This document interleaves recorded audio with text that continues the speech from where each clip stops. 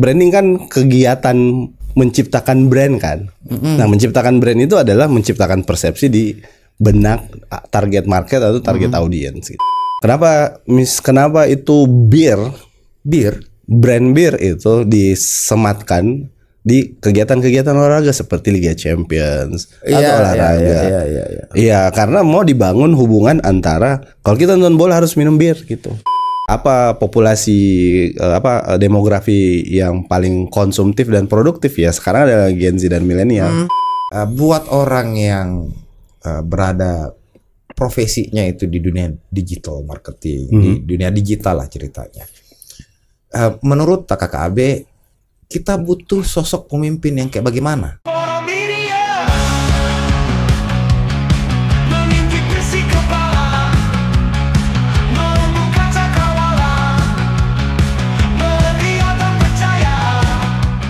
Bismillahirrahmanirrahim. Assalamualaikum warahmatullahi wabarakatuh. Kawan-kawan Portal Media, terima kasih sudah hadir lagi di spesial episodenya Portal Media, spesial Hari Kemerdekaan. Tamu saya ini sebenarnya teman curhat saya dari lama. Jarang ketemu, tapi kalau ada waktu kami telepon-teleponan, ngobrol apa saja yang bisa kami obrolkan. Ada Kakak Abe Barzak, Manager Director dari Skena, perusahaan yang bergerak di Digital Creative Agency. Assalamualaikum Kakak Abe. Waalaikumsalam, halo. Sehat? Alhamdulillah. Kakak. Yap. Lama betul kita tidak ketemu ini. Tapi sering telepon, bukan sering. Beberapa kali teleponan. Ngobrol apa saja. Jadi episode spesial kemerdekaan ini saya undang banyak. Mudah-mudahan saya berharapnya ada 17 profesi yang bisa saya undang. Salah satunya kita. Pertama kali saya telepon ke waktu itu, saya bilang saya mau undang kita sebagai digital marketing. Terus kita bilang, kalau saya lebih dari itu. saya lebih dari itu. Saya harus saya sombong. Nah, kita bilang saya praktisi komunikasi. Nah, definisikan Kak paling apa sebenarnya tugas tak? Apa sebenarnya kerjaan tak ini? Ini kan profesi baru ya maksud saya. Enggak juga. Oke. Jadi kenapa saya lebih nyaman melabeli diri sebagai praktisi komunikasi adalah karena poin dari komunikasi itu adalah tentang keterhubungan, kesepahaman gitu, understanding gitu. Pesannya nyampe, pesannya diterima, pesannya diamalkan gitu katakan. Kenapa saya tidak bicara saya sebagai digital marketing? Karena ya bicara digital marketing lebih banyak bicara saluran. Sementara ya saluran berubah-ubah terus. Tadinya misalnya zaman Romawi ada akta jurnal itu pakai buletin gitu misalnya. Terus kemudian jadi TV, radio, terus kemudian sekarang dari digital. Jadi saya merasa kalau saya mengkerangkeng diri di digital marketing, ketika ada media baru, ada teknologi baru, saya akan sulit lagi untuk beradaptasi. Padahal poinnya dari praktisi komunikasi adalah bisa di semua saluran, bisa di semua kanal gitu, bisa di semua audiens gitu katakanlah. Ketika channel baru misalnya, itu bisa masuk juga. Ini saya penasaran sebenarnya ini Kakak, managing director. Tadi di luar tuh di off cam tuh kita sempat ngobrol. Biasanya orang panggil Capsek dan di Anuta juga di bio Instagram. Bio Instagram tuh juga Capsek. Apa sebenarnya tugas tak ini Kakak? Itu main-main sih. Saya kalau Capsek kan sebenarnya bahasa Inggrisnya itu principle kan. Dan saya suka membahas sesuatu yang sifatnya prinsipal gitu, sifatnya prinsip, sifatnya fundamental, sifatnya foundational. Jadi ya sebenarnya itu semacam plesetan sebagai orang yang suka main di fondasi gitu, main di basic, main di fundamental. Dan kemudian itulah menggunakan istilah prinsipal tapi kayaknya terlalu ribet jadi pakai Capsek. Nah, Skena ini kan apa bahasanya tadi itu? Digital Creative Agency. Pakai ini bikin push. Jadi ini sedikit promosi. Jadi kita tuh dari Skena Wahana Kreatif Digital Creative Agency. Itu kita adalah agensi atau konsultan komunikasi yang lebih banyak di digital tentu saja. Yang kita support organisasi, pemerintah, corporate, UMKM untuk bagaimana membangun brandnya membangun channel atau saluran pemasarannya untuk tujuan-tujuannya. Misalnya kalau klien kita pemerintah, fokusnya adalah tentang bagaimana komunikasi ada klien publik. Pemerintah gitu. Ada? Iya, ada dong. Ada. Iya kan kita terus berkolaborasi sama siapapun termasuk pemerintah. Lalu kalau untuk corporate ya bagaimana membangun citra, membangun persepsi, membangun hubungan yang baik dengan stakeholders. Terus kemudian kalau misalnya UMKM bagaimana meningkatkan, memperbesar market share. Ya macam-macam tujuan ya gitu. Dan itu nanti mainannya banyak. Ada yang di sosial media, ada di website, ada di KOL, ada di campaign, ada di bahkan baliho gitu misalnya. Billboard out of house. out of home. Home bukan house ya. Iya. Nah, bicara tentang branding tadi itu, saya sih sering ngobrol sama kita. Saya pikiranku yang pendek-pendek ini, saya pikir tuh branding itu ini logo. Iya, enggak salah. Logo dan segala macam. Setelah ngobrol sama Kakak Abe ini, saya mikir tentang branding itu kayaknya rumit sekali ya. Punya arti yang lebih dalam daripada itu maksud saya. Bagaimana Anuta? Iya, kalau sejarahnya kan agak sedikit sejarah. Branding kan itu kayak cap ya. Kalau zaman dulu kan orang punya sapi itu distempel supaya ditahu misalnya punyanya Cale, punyanya AB supaya tidak tertukar. Itu juga dulu zaman di Amerika, zaman awal-awal itu semua perusahaan banyak perusahaan pabrik membuat produk yang sama. Misalnya katakanlah waktu itu susu kalau nggak salah. Tapi tidak ada brandnya, tidak ada packagingnya. Dan semua kemudian itu dipasarkan di market Amerika dan ada yang rusak, ada yang jelek, jadi akhirnya kemudian menciptakan kayaknya perlu dilabelin nih, perlu di package nih supaya ketahuan kalau ini yang bikin begini kualitasnya, kalau yang begini. Nah itu sejarahnya gitu. Tapi kalau sekarang sih sekali lagi saya capsek bicara principle. Jadi pakai teori first principle of everything. Jadi selalu ada prinsip pertama di setiap hal. Jadi kalau branding prinsip pertamanya apa? Prinsip pertamanya adalah bagaimana persepsi tentang sesuatu itu terbentuk. Jadi branding kan kegiatan menciptakan brand kan. Nah, menciptakan brand itu adalah menciptakan persepsi di benak target market atau target audience gitu. Dan itu bisa digunakan oleh ya calon gubernur, calon wali kota, calon bupati, hingga misalnya yang jualan tahu bulat gitu misalnya, itu semuanya butuh persepsi, butuh menanamkan persepsi di benak audiensnya, marketnya, supaya ya tidak menjadi sesuatu yang generik, tidak menjadi sesuatu yang asal tahu bulat atau asal gubernur, asal bupati. Perlu ada distingsi ya, perlu ada pembeda. Diferensiasinya. Iya, diferensiasi antara brand A sama brand B supaya itu tadi, supaya tidak terjadi ada susu yang satunya busuk, tapi kita menyamaratakan susu semua sama gitu. Sepenting apa dia branding ini? Kan maksudku begini Kakak, kalau saya dengan pikiranku yang pendek ini Kakak tuh, setauku itu brand itu cuma logo aja. Logo Adidas tuh yang 3 strip naik gitu. Nah, itu disebut alat peraga. Oke, itu alat peraga. Kalau pakai bahasa komunikasi politiknya itu alat peraga. Jadi kan ada branding membangun persepsi. Bangun persepsi itu banyak jangkarnya lah, banyak anchornya. Anchornya salah satu anchor itu adalah visual. Ada juga auditory, ada juga bau. Misalnya kayak kita dulu punya pacar gitu atau istri lah.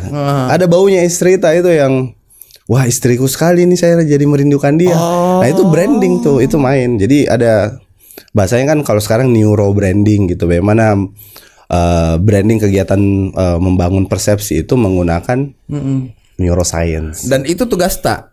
Iya. Itu tugas tak yang di skena itu kita yang tadi kan sempat dikatakan bicara tentang hubungan.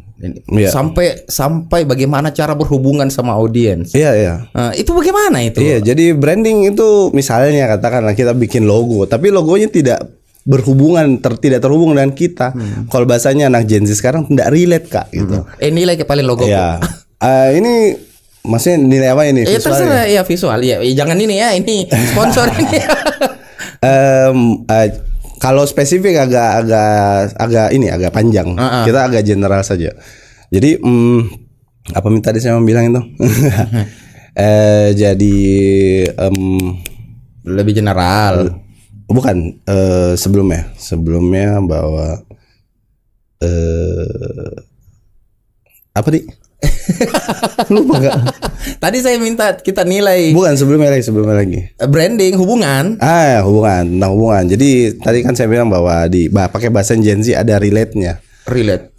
Jadi misalnya katakan kalau apa ya? Saya McD sekarang itu relate-nya sama apa sih? Apa persepsi yang terbangun McD kalau kita sebut McD apa? Israel. Yes, exactly. Nah, bodoh amat dia mau keluarkan budget 20 miliar gitu.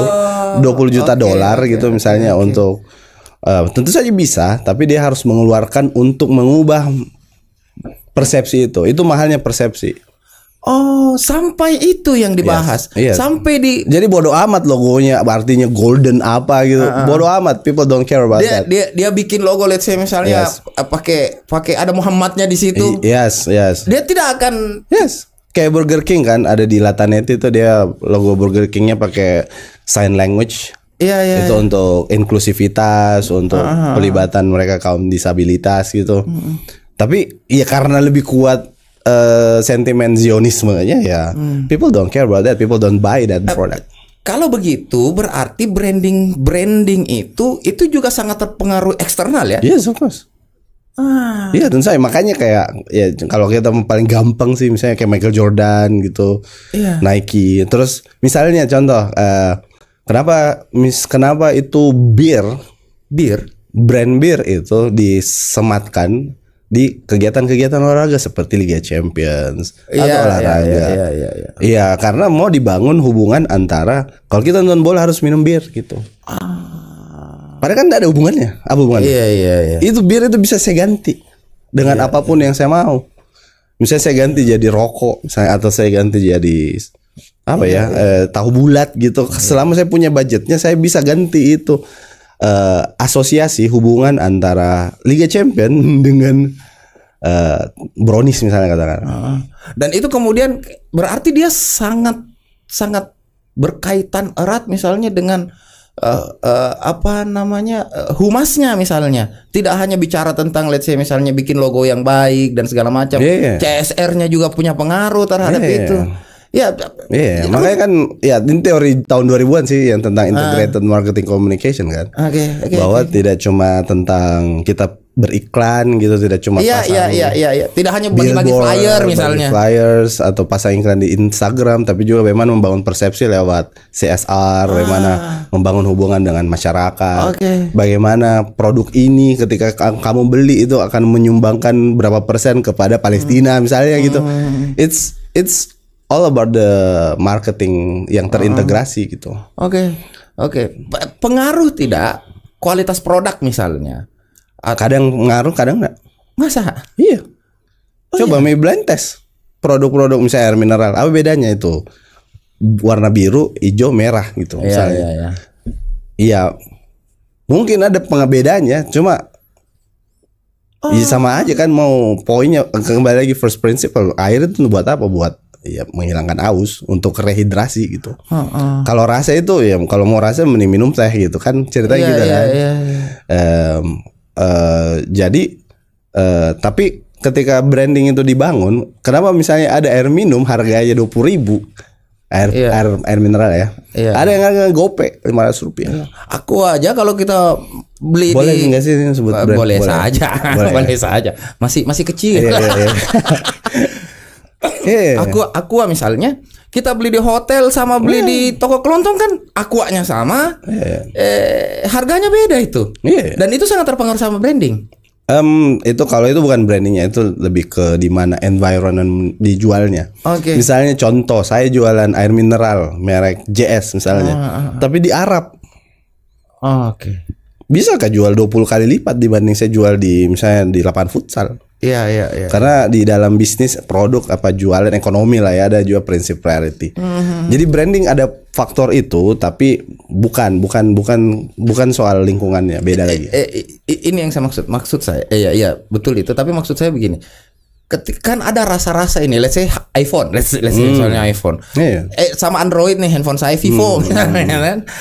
Saya pakai Vivo tuh kesannya kelasnya lebih bawah daripada iPhone yang sama-sama tugasnya WA Ji, sama-sama tugasnya YouTube Ji. Dan ini dipengaruhi sekali oleh kemampuan branding ya, bukan pada produknya. Nah kalau iPhone kan persepsinya dibangun oleh siapa? Dibangun oleh penggunanya sendiri.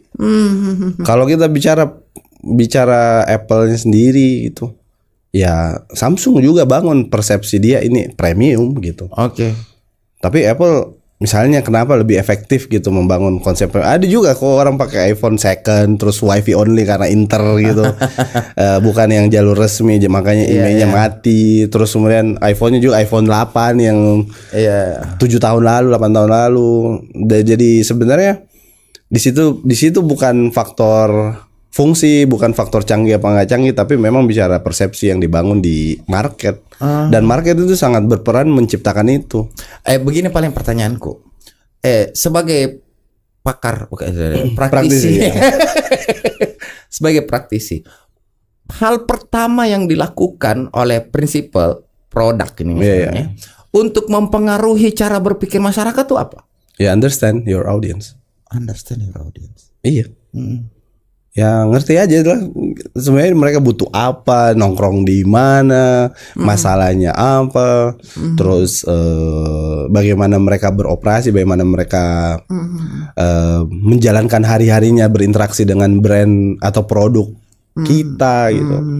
Ya jadi makanya di salah satu hal yang penting adalah riset. Iya, baru saya mau ngomong ke sana. Berarti kita juga sebagai manajer Capsec, sebagai Capsec itu juga menyediakan ini riset pasar lah ceritanya. Iya, tentu saja. Kita melakukan riset supaya ya kita tahu bahwa brand ini ketika mau engage dengan market ini, ya yang perlu dilakukan adalah bisa A, B, C, D.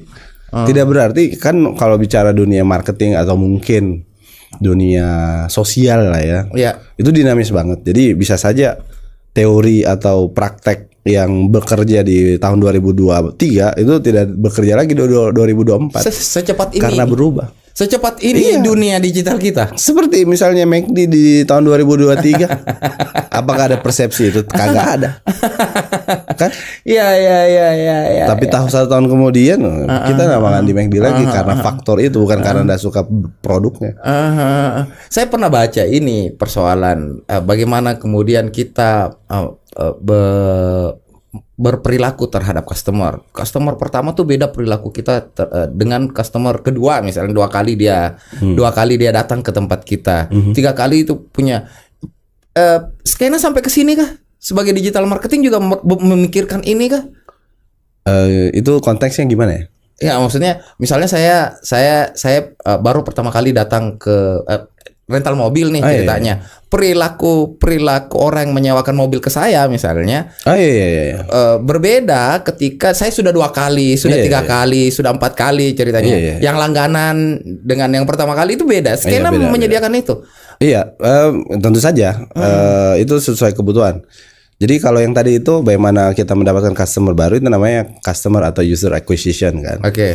Acquisition karena bisa saja customer kita itu menggunakan produk brand kompetitor. Makanya kita akuisisi, memindahkan mereka dari brand orang lain ke brand kita gitu.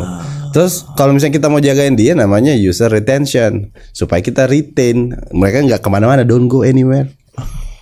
Kesini aja, we will help you the best gitu. Gak usah ke yang lain gitu. Sorry, buat saya yang baru dengar kata-katanya yang sangat keren ini, digital dan creative agency, ini buat saya semacam bisnis baru lah ceritanya. Ini bisnis baru. Tentu isinya anak muda nih ceritanya nih, anak-anak Gen Z, milenial kayak kita misalnya. Memang hanya bisnis ini memang hanya untuk milenial dan Gen Z kan misalnya? Enggak juga. Misalnya ya kebetulan aja populasi di dunia ini banyakan milenial dan Gen Z kan. Kalau bicara generasi yang produktif dan konsumtif. Nah, kalau kita bicara marketing kan bicara bisnis, bicara penjualan gitu, bicara sales. Nah, apa populasi demografi yang paling konsumtif dan produktif ya sekarang adalah Gen Z dan milenial.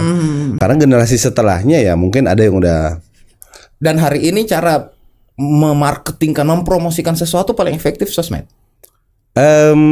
Iya karena kita nongkrong di sosmed. Kan kalau bicara marketing ya pemasaran atau mungkin komunikasi aja lah. Kita mungkin ya komunikasi nih. Komunikasi gimana caranya komunikasi ke tempat yang sepi? Ngapain kita ngobrol nongkrong di tempat yang sepi kan gitu kan? Kita mau menjangkau banyak orang ya kita datanglah ke tempat yang banyak orang. Ibaratnya ya zaman dulu di Karbosi orang rame ya jualan di Karbosi lah. Jangan jualan di mana sih di kan banyak Tidung juga gitu misalnya dulu waktu masih rawa-rawa. Itu doesn't make any sense. Kan banyak juga yang gagal ini kan maksud saya kan. Banyak teman-teman saya yang UMKM sih tapi itu gagal memasarkan produknya lewat sosmed. Apa yang salah? Ya bisa saja karena mereka kurang paham tentang audiensnya. Oh audiensnya. Sekali bukan soal kanalnya. Bukan. It's not about the channel. Jadi kayak misalnya podcast ini ada yang tonton, ya kan sama-sama YouTube ya. Terus ada Deddy Corbuzier YouTube juga. Iya. Apakah kita mau bilang bahwa kalau misalnya ini tidak sukses portal, apakah berarti YouTube tidak menjanjikan? Enggak, karena ada si Deddy Corbuzier. Iya. So it's not about the channel, it's about how you serve your audience, how you serve your market. Ya kalau marketnya dapatin value dari kita ya they will come to us. Kalau enggak ya pergi. Itu sebabnya menurutku kritik terhadap Gen Z itu sangat tidak valid tentang mereka tidak loyal. Iya. Jadi Gen Z itu bukan tidak loyal. Ya maksudnya agak susah juga loyal kalau banyak opsi ya. Dan opsi-opsi itu sangat mudah kita pilih. Jadi pertarungannya adalah pertarungan siapa yang serve them the best gitu. Jadi wajar lah kalau hari ini misalnya brand A melayani Gen Z dengan baik, semua Gen Z ke brand A, tapi besoknya servisnya drop, ya pindah ke brand B. Karena Gen Z itu kritis, tahu bahwa ya saya nggak mau dikerangkeng sama loyalitas, in the name of loyalitas, in the name of jargon kayak gitu. Karena saya fokus ke gimana saya mendapatkan value terbaik buat diri saya, karena I pay for this, kayak gitu. Ada kesalahpahaman terhadap Gen Z kah? Yang tadi kita bilang, menurutku banyak kritik yang kayak gitu, yang nggak loyal segala macam. Iya, nggak loyal terhadap brand misalnya. Iya, ngapain juga loyal sama brand, bukan keluarga juga. Loyal tuh sama istri, suami, keluarga. Ya kalau sama brand ngapain? Iya, saya banyak ketemu sama teman-teman prinsipal tuh ngomong kayak gitu. Gen Z ini paling sulit ditebak dan sulit dikendalikan memang. Iya, gimana mau menebak kalau nggak ngerti, nggak diajak ngobrol. Ya coba aja lah ngobrol sama Gen Z. Kalau saya ngobrol sama anak Gen Z, mereka tuh kreatif loh, mereka sangat inisiatifnya tinggi. The point is, do you provide value for them? Misalnya kalau di kantor nih, apakah mereka mendapatkan value di kantor yang Anda buat gitu? Jangan sampai Anda cuma main doktrin atau main dogma, ya itu recipe for disaster untuk Gen Z. Gen Z menurutku Gen Z yang tidak kreatif yang mau tinggal di tempat kayak gitu. Oke. Gen Z yang bukan Gen Z. Nah, kan kalau kita bicara tentang Gen Z itu saya terus terang punya banyak keluhan dari teman-teman, terutama dari teman-teman. Terutama dari banyak teman-teman. Yang pertama adalah Gen Z katanya mentalnya cemen. Mudah sekali putus asa. Ada meme kan, itu ada meme kan yang kalau Gen Z dimarahi satu kali itu langsung pindah dia. Ini sebagai orang yang berkutat di wilayah mereka lah ceritanya. Ini kan digital tuh wilayah mereka lah. Setujukah itu? Enggak. Karena generasiku juga banyak yang satu kali marahin ke kantor. So kasusnya mana, angkanya berapa gitu. Generasi kita. Exactly kan, generasi kita kan. Kita kan senior milenial kan. Ya ada juga yang kayak gitu, yang diomelin, kemudian nggak datang lagi besoknya. Ya menurut wajar sih, wajar Gen Z seperti itu karena mereka punya banyak opsi. Opportunity banyak banget, apalagi yang punya skill ya, punya keterampilan dan punya value ya, of course mereka jual mahal. Nah, kalau mereka jual mahal itu karena mereka punya value yang mahal juga. Jadi kecuali kita bisa match that dengan offer yang fair, ya wajar lah kalau mereka tidak memilih kita. Maksudnya ini kan two way relationship ya. Ya jangan berharap Anda loyal, orang loyal pada Anda, tapi Anda tidak bisa memberi benefit yang pas. Karena saya kadang-kadang tuh di teman-teman yang punya perusahaan misalnya, atau memang agak-agak menyerah dia sama agensi misalnya. Karena misalnya dia bilang dulu tuh kalau ada karyawan diajari hari pertama diajari, dia masih tetap bertahan di situ sampai dia tahu tugasnya misalnya. Kalau Gen Z katanya wah repot ini. Iya. Tapi siapa tahu cara ngajarinnya bagus. Jangan sampai kitanya yang masalah. Kita juga mesti ngaca kan. Maksudnya ya kalau teknik kayak tadi digital marketing atau dunia sosial media atau dunia branding marketing bisa berubah dalam waktu 1 tahun, ya apalagi kalau dalam waktu 10 tahun. Iya. 15 tahun, apalagi kalau beda generasi kan. So saya karena kita singgung tadi masalah digital marketing, untuk membuat suatu branding yang kuat, let's say misalnya kita sebut tadi McD, KFC, Adidas lah, Nike misalnya, itu butuh berapa lama sih dan effortnya bagaimana?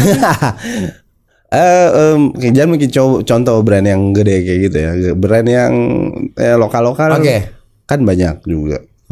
Misalnya contoh Kompas gitu kan. Terus apalagi ya yang lokal-lokal, ada Kanki juga kalau sepatu.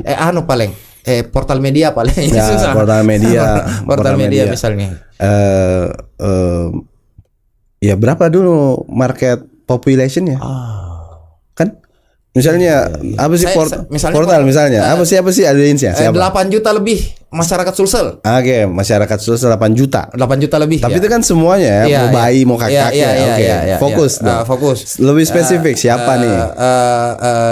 Kalau umur tuh 25 50. Oke, 25 masih terlalu panjang. Nah, berapa orang tuh? Berapa orang?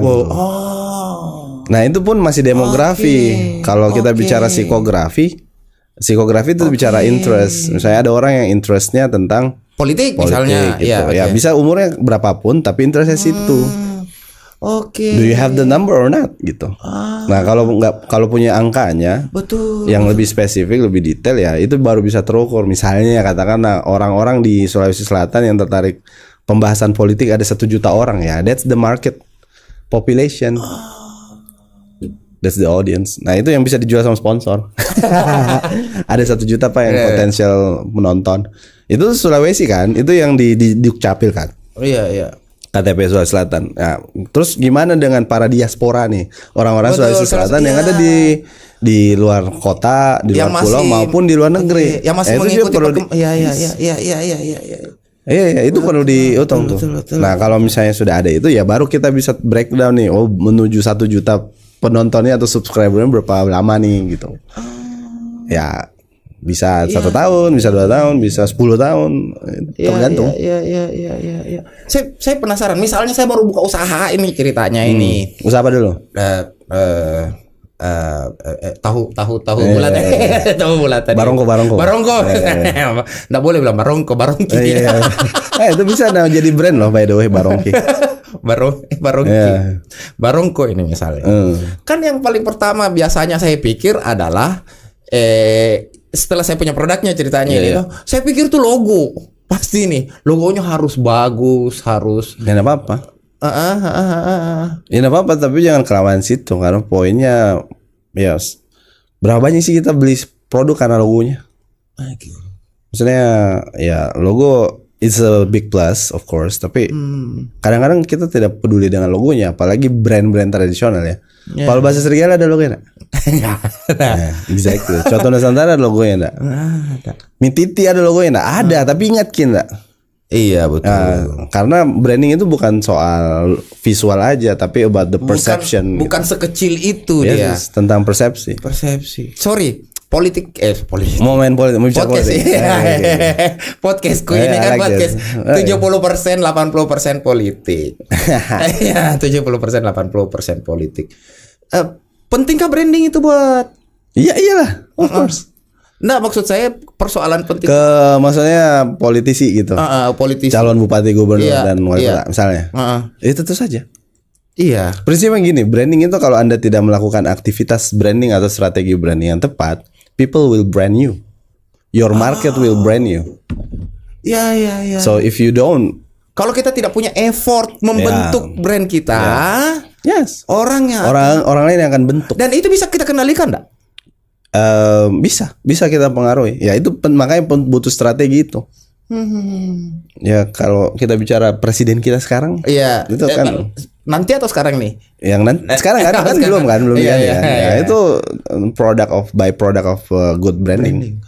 Iya. Branding secara pakaian, secara tutur kata, secara pembawaan. Itulah brandingnya dia itu. Iya. Dan itu penting buat politik, kan dekat-dekat pilkada ini ceritanya kakak. Dan itu penting sebagai sebuah calon membentuk brandingnya. Cuman kan begini kakak, dalam politik itu kan marketnya lebar sekali. Pokoknya 17 tahun ke atas itu harus diraup sebesar-besarnya. Sedangkan kalau saya perhatikan, maafkan kak kalau saya salah, kesimpulan tadi itu kita bicara sama saya, salah satu yang harus dilakukan pertama adalah saya menentukan pasarku. Misalnya kayak portal media tadi itu 8 juta dikurangi lagi. Tidakkah terlalu lebar misalnya? Nah, ada titik tumpunya. Misalnya kayak kemarin Prabowo Gibran ya main di Gen Z dengan GMO-nya dan lain-lain. Oke. Ya, karena dia sudah punya jaringan partai dan lain-lain gitu. Nah, selanjutnya gimana nambahin suara nih ya? Gen Z, karena populasi Gen Z yang gede banget dan Gen Z itu masih belum matang secara politik, katakanlah belum terlalu mikirin gitu the importance of politics. Dan ya of course kalau kayak gitu tidak ada gunanya bicara visi misi. Ngomong sama Gen Z visi misi, they don't care. Oh, dan itu betul ya? Gen Z tidak peduli visi misi. Coba. Mungkin kalau kayak kita berdua mungkin peduli visi misi, tapi coba aja sama Gen Z. Iya. Dan itu terkonfirmasi maksud saya. Itu faktanya bahwa Gen Z tidak terlalu peduli pada apa yang akan dia kalau lakukan. Populasinya dari circle kantor saya atau beberapa di lingkungan sekitar pengamatan tak lah ceritanya. Gen Z, ya mereka nggak peduli. Mereka simply karena lucu, gemoy. Mereka misalnya Prabowo Gibran ada di TikTok kan, poinnya ada di likability gitu. Kan kalau kita bicara politik kan ada popularity, electability. Iya. Tapi menuju ke electability ada likability lagi. Iya, kesukaan, ya, level kesukaannya, levelnya kita disukai apa tidak gitu. Jadi populer tapi populernya annoying gitu kayak I know you but you're saya tidak akan pilih of course. Tapi kalau I know you and I like you, and then I will choose you, I will vote for you.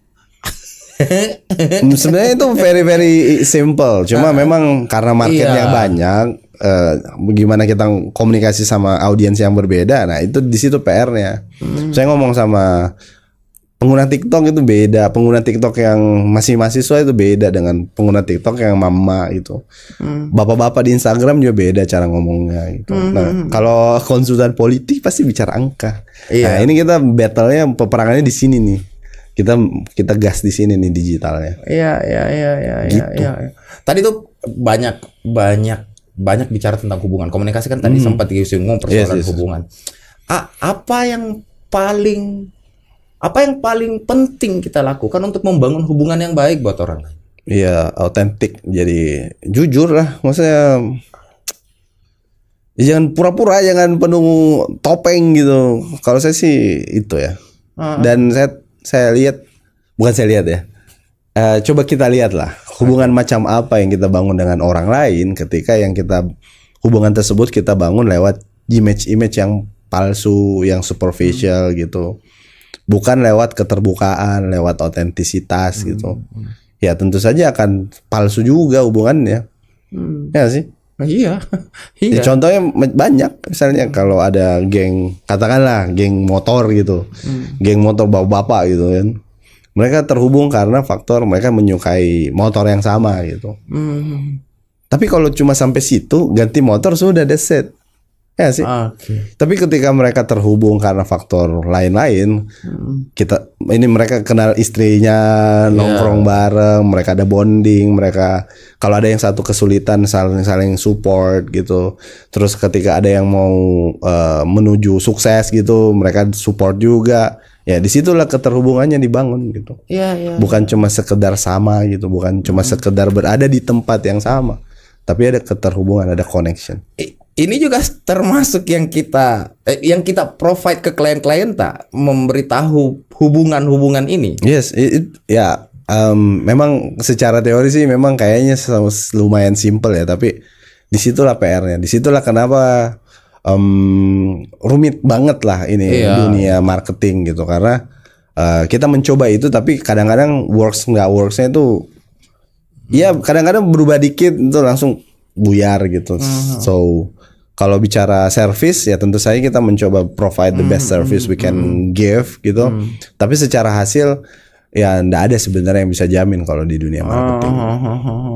Iya. Misalnya ke politisi ada nih calon bupati, gubernur, came to me, oke, Abe, mau nggak skena ini support digitalnya, saya bayar segini, bisa aku jamin duduk kak? Nggak usah ambil nuanta, karena siapa yang bisa? Ketua partainya kagak bisa jamin, apalagi gue. Nah, ini jadi saya pikirnya dari tadi tuh betapa rumitnya dunia digital ini ya. Yeah. Tapi ada KPI-nya, ada key performance indicator. Jadi makanya tadi bicara market population-nya berapa.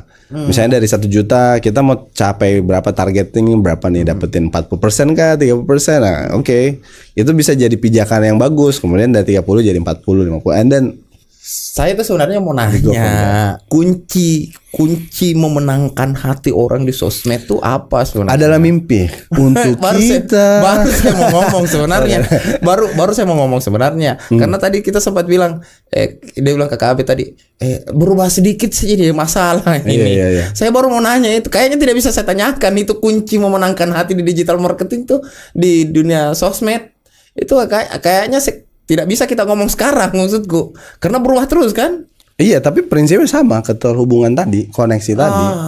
Makanya kalau anak Gen Z, kembali lagi saya ulangi bahwa Gen Z itu suka nggak relate kak sama kontennya. Iya. Kayak misalnya kita post besok nonton 20 ya, mungkin kayak yang relate cuma 20 orang gitu. Tapi bisa aja itu jadi 2000 karena yang relate ada 2000. Iya. Ini pengalamannya portal aja kan. Saya sempat undang Kak Feni itu ketua prodi transportasi Unhas. Di YouTube tuh tidak terlalu laku, di Instagram tidak terlalu laku, di TikTok banyak sekali yang nonton.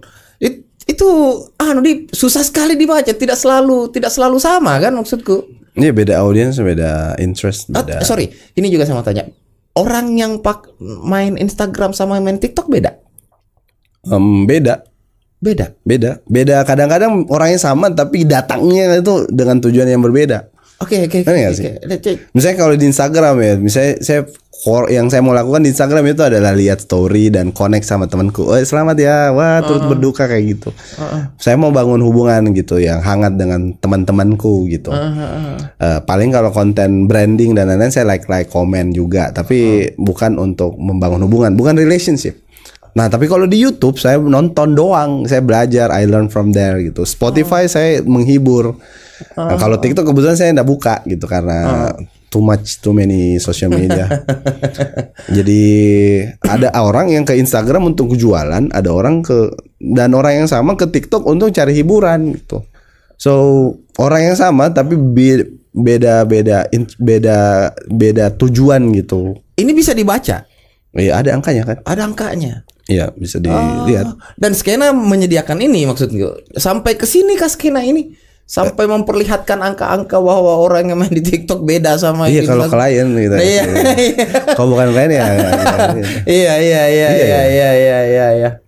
Kalau data kan ya banyak lah sumbernya yang kita bisa cari datanya, atau mungkin kita cari data sendiri, kita collect data sendiri. Tapi poinnya adalah kita mengambil keputusan berdasarkan data yang kita miliki saat ini, supaya bukan cuma sekedar pakai insting gitu, bukan cuma sekedar pakai selera pribadi, karena ya pertanggungjawabannya gimana. Kakak, karena spesial edisi ini kemerdekaan 17 Agustus. Ide ini terus terang muncul karena saya merasa kenapa kayak tidak ada rasa-rasanya 17 Agustus ini dekat rumahku. Iya, dulu waktu kita kecil-kecil kan kayaknya 1 bulan 2 minggu sebelum itu kita rasa nih. Ini kok enggak ada rasa-rasanya ya, saya tidak tahu. Tapi saya mau kakak sebagai capseknya skena ini. Sebagai capseknya skena. Pertanyaannya ini, sudah merdekakah kita? Iya, sudah lah. Sudah dong. Kalau kita merdeka kita bisa bicara di sini. Enggak, bukan maksud saya sebagai digital. Saya butuh jawaban yang lebih dalam daripada proklamasi 17 Agustus maksud saya kan. Maksud saya sebagai anak muda, sebagai warga Sulsel, sebagai masih anak muda paling. Anak milenial, pekerja kreatif. Sudah merdekakah kita? Apa parameternya merdeka buat kita kan? Iya, kalau misalnya kita katakanlah gitu, kalau dulu zamannya kemerdekaan, misalnya kalau di dunia komunikasi ya. Iya. Ya kemerdekaan berpendapat, gitu, kemerdekaan terhubung, kemerdekaan informasi, kebebasan dan lain-lain lah. Ya tentu saja ada hal-hal yang bisa diimprove, tapi di banyak hal juga kita perlu bersyukur lah bahwa kita bisa mengatakan apa yang kita mau katakan gitu. Kita bisa mengkritik apa yang kita bisa ungkapkan gitu. Masih ada dialog lah antara policy maker dengan masyarakatnya, dengan warganya. Saya pikir itu bukan sesuatu yang buruk, itu sesuatu yang kita perlu jaga. Jadi kalau bicara merdeka dari sudut pandang itu, saya pikir kita sudah cukup merdeka hari ini. Kita merdeka. Iya, tentu saja misalnya misalnya kita melihat bahwa ada upaya untuk mengurangi kebebasan berpendapat di sosial media, ya kita gunakan mekanisme yang bisa memperjuangkan itu supaya kemerdekaan kita tidak dirampas. Gimana supaya kemerdekaan kita, kebebasan kita untuk menyampaikan sesuatu, suara hati kita atau pandangan kita itu tidak sebegitu saja disensor gitu misalnya. Jadi menurutku sih saya tidak pernah ada kekhawatiran untuk mengatakan sesuatu yang perlu saya katakan di sosial media. Cuma kadang-kadang memang saya lebih ke bijak nggak sih ini? Mungkin lebih ke situ. Tapi kalau bilang saya takut mengatakan ini karena nanti saya ditangkap dan lain-lain, saya pikir enggak sih. Dan itu banyak lah konten kita lihat dan jadi bercandaan kan. Wah hati-hati nanti ada bunyi nasi punya nasi goreng. Kalau kita masih bisa bercanda hal seperti itu, menurutku kita masih perlu mensyukuri lah bahwa kita bisa berpendapat. Itu sebenarnya juga karena kita kan di dunia digital marketing ini, di dunia digital. Saya kemarin tuh sempat mikir apakah memang bijak buat kita semua untuk membebaskan sebebas-bebas ini kan. Karena kan ada juga konten di sosial media itu misalnya yang kita bahasanya tadi kosakata yang kita pilih itu persoalan bijak aja kan. Sampai ada muncul ide mau bikin semacam KPID-nya sosial media gitu kan. Ini pendapatnya bagaimana itu? Ya tergantung intentionnya sebenarnya. Kalau intentionnya berdasarkan distrust, berdasarkan ketidakpercayaan pada kemampuan masyarakat untuk mengambil keputusan yang bijaksana sendiri, menurutku itu sangat dangkal. Bukan dangkal sih, menurutku itu sangat picik lah.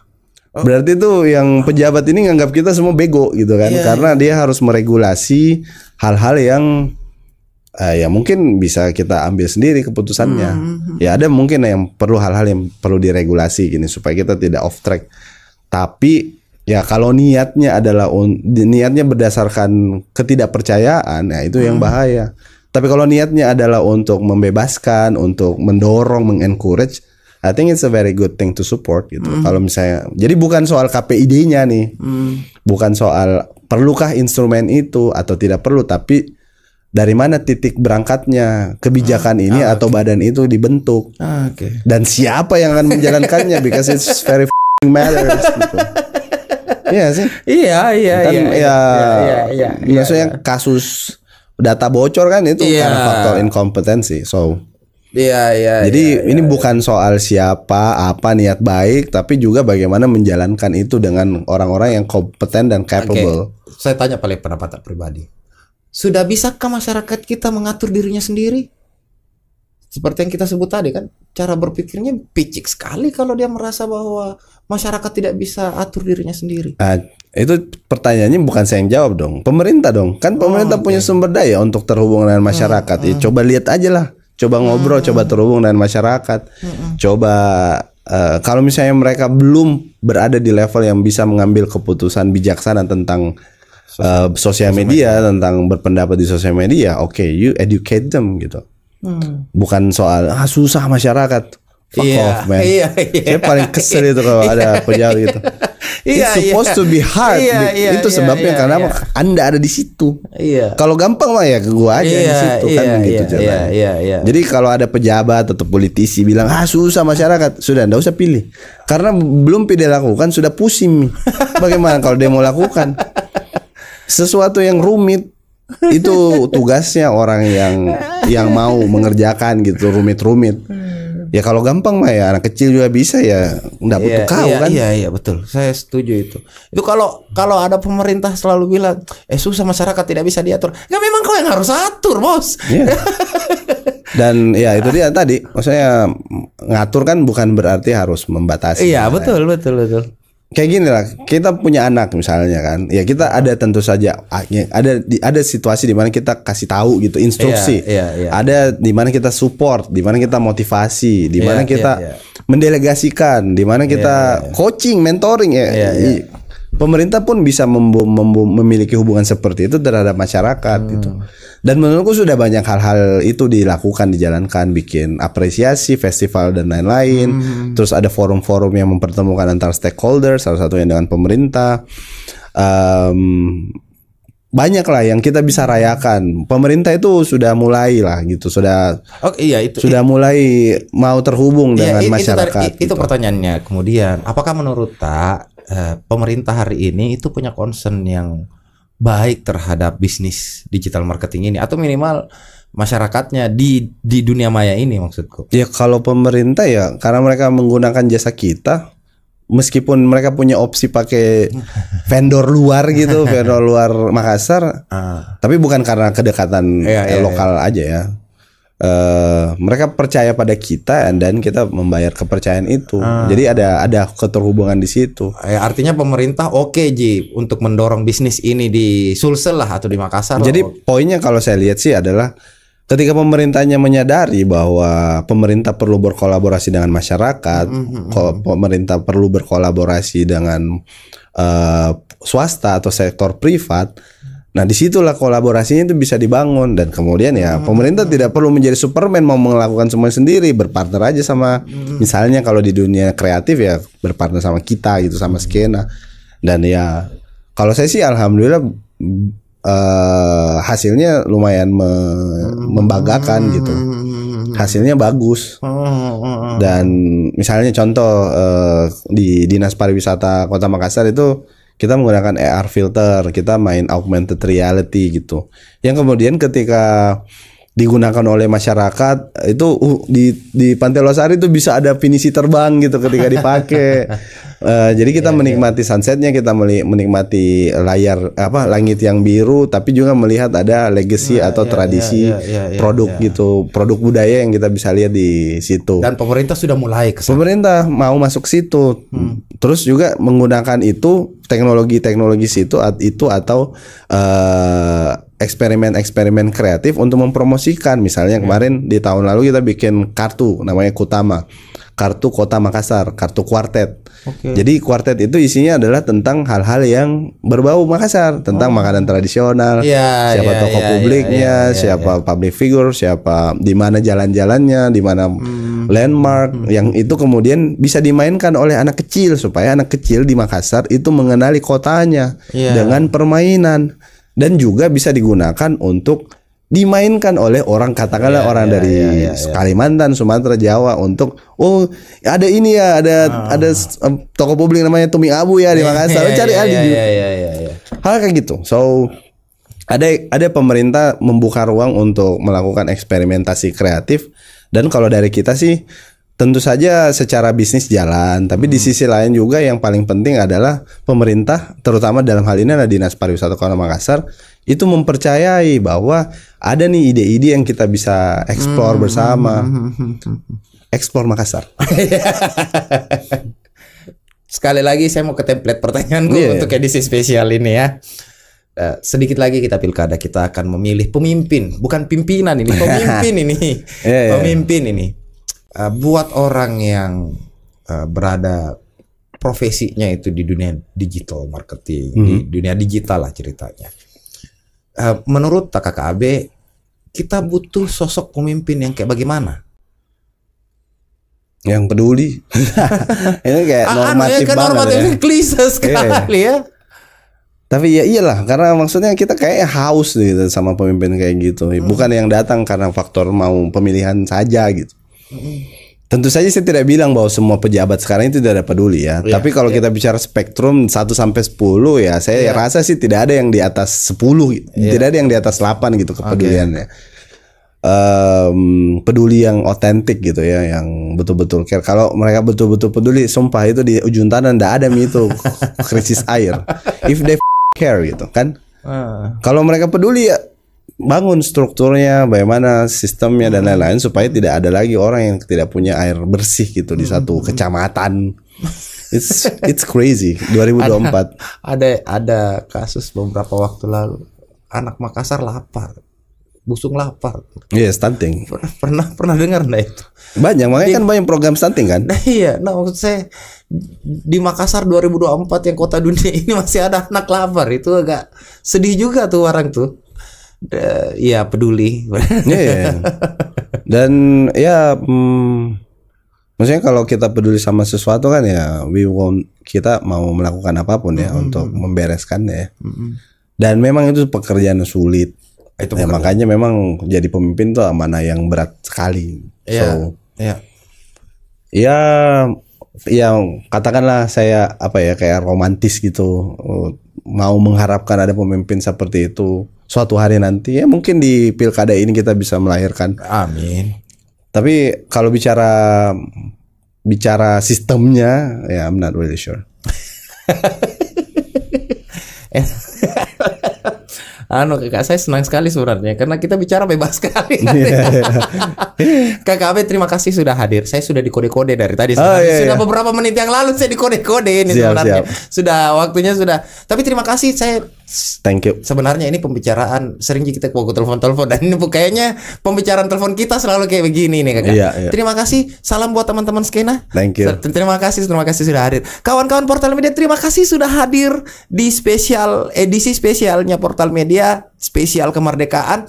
Tolong taruh di kolom komentar profesi apa lagi ya yang kita undang di sini. Saya berpikirnya 17, kita coba dapat itu 17. Terima kasih, saya Sal pamit. Billahi taufiqul hidayah. Assalamualaikum warahmatullahi wabarakatuh. Waalaikumsalam, dadah. Disclaimer tadi pandangan ya.